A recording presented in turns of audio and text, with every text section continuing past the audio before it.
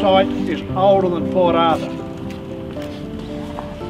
In 1830, Port Arthur was established, but they were in tents down there, basically, while this was bricks and mortar.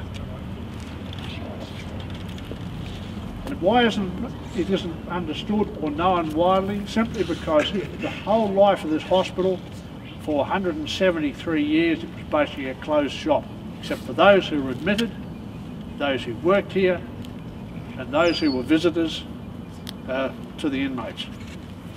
And I'm going to use terms which are not politically correct today as we go through the historical context of the site. They may be politically correct, but they're in the context of history. Very quickly they realised, once this site, the barracks had been built, to separate those with the lunatics. And within 2 years, behind this building here, they established the first purpose-built asylum.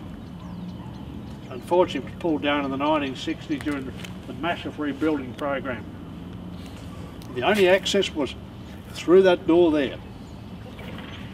So there was no encouragement. Once you went through the door there, you stayed, unless you recovered.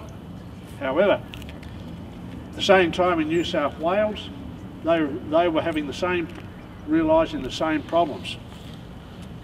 And as former Governor Richard Butler, who I took on a tour, and his wife and his entourage from Government House around here a few years ago,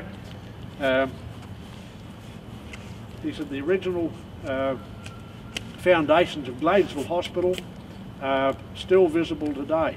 But we predate them by between 2 and 3 years, because when they realised in New South Wales they would need to do something separate, someone said, well, go to Van Diemen's Land, they've already done it.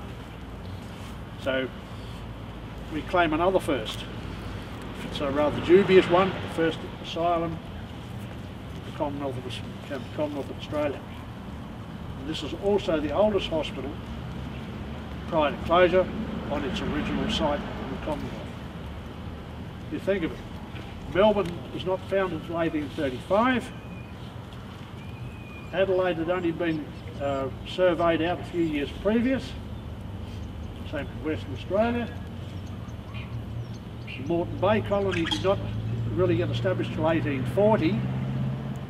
So it put New Norfolk and Van Diemen's Land is in the forefront of the earliest white settled history of the Commonwealth. That is, when you look at it in those timelines, it puts us in a very, very old context.